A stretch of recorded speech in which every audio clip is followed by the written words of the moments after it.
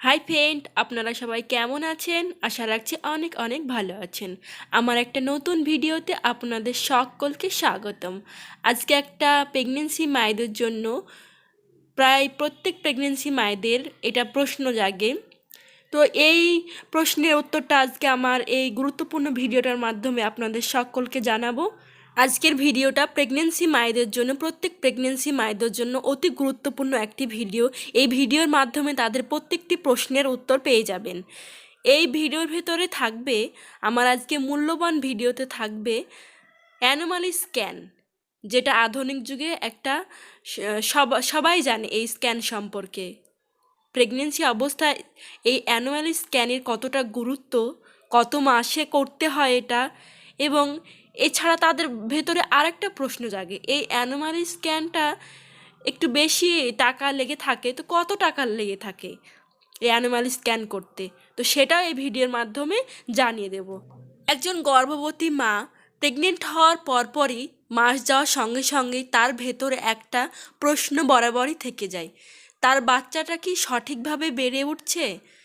তার বাচ্চাটা কি সব আর 5 জনের মতো জন্ম নেবে, নাকি কোনো ত্রুটিসম্মত হয়ে জন্ম নেবে? এটা আল্লাহ কিংবা ভগবান এসবের দোষ দিয়ে থাকেন, কিন্তু এটা এটা সেটা নয়। এটা মায়ের পুষ্টির ঘাটতির জন্য বাচ্চার ত্রুটিসম্মত হয়ে থাকে। তো এই ত্রুটিসম্মত বাচ্চাটা শুধুমাত্র বোঝা যায় অ্যানোমালি স্ক্যান দ্বারা। এই অ্যানোমালি স্ক্যানটা নির্দিষ্ট একটা টাইমে করা হয়, নির্দিষ্ট একটা মাসে করা হয়। এটা ভগবান বা আল্লাহর দেওয়া কোনো অভিশাপ নয়, এটা তার প্রত্যেকটি মানুষের এটা ভুল ধারণা। এটা মায়ের পুষ্টির ঘাটতির জন্য এই ত্রুটিসম্মত বাচ্চা হয়ে থাকে। তো এই ত্রুটিসম্মত বাচ্চাটা এই অ্যানোমালি স্ক্যানে প্রথম পর্যায়ে এটা বুঝতে পারলে ট্রিটমেন্টের দ্বারা এটা যত সম্ভব সেরে যায়, অর্থাৎ নর্মাল প্রত্যেকটা বেবির মতো হয়ে যায়।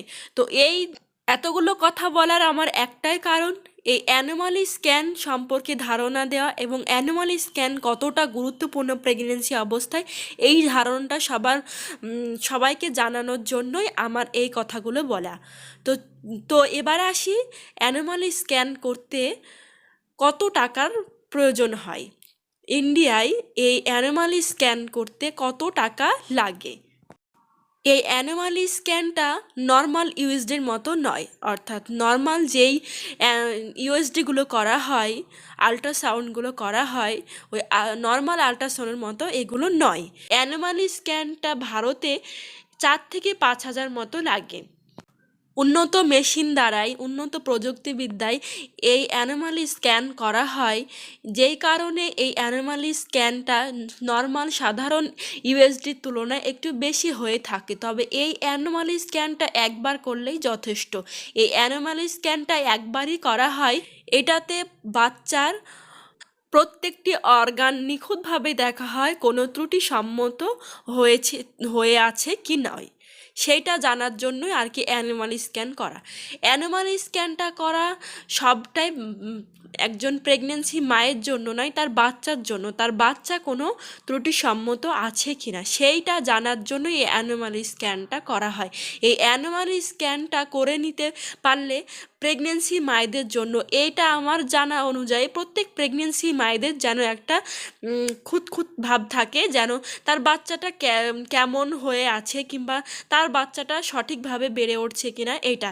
তো এই অ্যানোমালি স্ক্যানটা করে নিলে তার আর এই সমস্যাটা থাকবে। প্রত্যেক প্রেগনেন্সি মায়েরাই একবারই করে থাকে, আর এই অ্যানোমালি স্ক্যানটা নিজেদের ইচ্ছে করা দরকার, ডক্টর বলুক আর না বলুক, এই অ্যানোমালি স্ক্যানটা প্রত্যেক প্রেগনেন্সি মায়েদের করা উচিত, যাতে এই অ্যানোমালি স্ক্যানে তার বাচ্চা যদি কোনো ত্রুটিসম্মত হয়ে থাকে, ত্রুটিসম্মত বলতে তার নাকে কোনো সমস্যা, তার মুখে কোনো সমস্যা, তার হাতে কোনো সমস্যা, বা তার যে কোনো অর্গানে সমস্যা থাকতে পারে, সেই অর্গানটি সঠিকভাবে বিকাশ করেনি সমস্যা, এগুলো মায়ের পুষ্টির ঘাটতির কারণে হয়ে থাকে।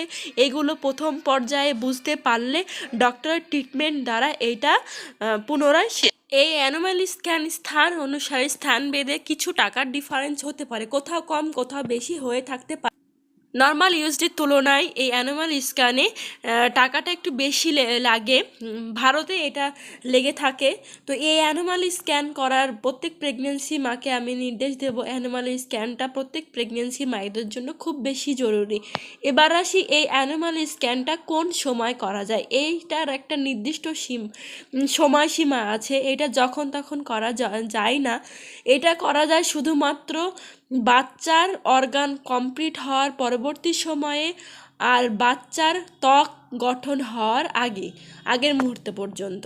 একজন মা কনসিভ করার পরপরই, এটা জেনে রাখা প্রত্যেক প্রেগনেন্সি মায়েদের প্রয়োজন, একজন মা কনসিভ করার পরপরই তার প্রত্যেকটি মাসে একটা অর্গান তার বাচ্চার সম্পূর্ণ হয়ে থাকে। আর এই অর্গানগুলো সম্পূর্ণ হয় মায়ের পুষ্টি থেকে। এই পুষ্টির ঘাটতি হয়ে গেলে বাচ্চা ত্রুটিসম্মত হয়ে থাকে। তাই প্রথম থেকে মায়েদের নিজের খাবারের প্রতি যত্ন নেওয়া উচিত। একটা প্রেগনেন্সি মায়ের প্রচুর পরিমাণে পুষ্টির প্রয়োজন হয়ে থাকে। 3 থেকে 4 মাসের মধ্যবর্তী সময়ে একটা বাচ্চার প্রত্যেকটি অর্গান সম্পূর্ণ হয়ে যায়। তাই এই অ্যানুয়াল স্ক্যান 4 থেকে 5 মাসের ভেতরে করতে বলা হয়, কারণ এই সময় একটা বাচ্চা সম্পূর্ণ অর্গানগুলো নিখুঁতভাবে বোঝা যায় এবং তার কোনো অর্গানে সমস্যা আছে কিনা, কোনো ত্রুটি আছে কিনা সেটা বোঝা যায়। 5 মাসের পরবর্তী সময়ে এই এই অ্যানোমালি স্ক্যান করা হয় না, কারণ এই সময় 5 মাসের সময়ে 5 মাস হয়ে গেলে সম্পূর্ণ হয়ে যাওয়ার পরবর্তী সময়ে বাচ্চার ত্বক গঠন হয়ে যায়। বাচ্চার ত্বক গঠন হয়ে যাওয়ার পরে এই অর্গানগুলো আর বোঝা যায় না, ফলে এই অ্যানোমালি স্ক্যানটা করা হয় না। এই স্ক্যানটার মাধ্যমে বাচ্চার সমস্ত অর্গানগুলো বোঝা যায় এবং কোনো সমস্যা আছে কিনা সেটা দেখা যায়। সেই কারণে এই অ্যানোমালি স্ক্যানটা করায়। তাই এই সময়ের মধ্যে এই অ্যানোমালি স্ক্যানটা প্রত্যেক প্রেগনেন্সি মায়েদের করে নেওয়া উচিত। এই সময় নর্মাল আল্ট্রাসাউন্ড অর্থাৎ ইউএসজি রিপোর্টে বাচ্চা কোনো ত্রুটিসম্মত আছে কিনা এটা বোঝা যায় না। বাচ্চার অর্গানে কোনো ত্রুটি আছে কিনা সেটা বোঝা যায় না, শুধুমাত্র বোঝা যায় অ্যানোমালি স্ক্যানে। অনেক প্রেগনেন্সি মায়েদের সাথে এটাও হয়ে থাকে, তারা 4-5 মাস 6 মাসে কোনো কিছুই বুঝতে পারে না, একদম 7 মাসে হয়তো ইউএসডি করতে গিয়ে বুঝতে পারে কোনো লক্ষণ দ্বারা তার বাচ্চা ত্রুটিসম্মত হয়ে আছে বা সেই বাচ্চাটির কোনো অর্গান সম্পূর্ণভাবে বিকাশ ঘটেনি। কোনো প্রেগনেন্সি মায়েদের ক্ষেত্রে এটা হয়েও থাকে, কিন্তু সেই সময়টা তার জন্য অনেক বিপজ্জনক। সেই কারণে প্রত্যেক প্রেগনেন্সি মায়েদের এই অ্যানোমালি স্ক্যানটা করে নেওয়া দরকার। প্রত্যেক প্রেগনেন্সি মায়েদের জন্য শুভকামনা, ভালোবাসা রইল। ভালো থেকো, সুস্থ থেকো। ভিডিওটা এখানে শেষ করলাম। ভালো লাগলে লাইক করো, আর নতুন হলে প্লিজ সাবস্ক্রাইব করে পাশে থেকো।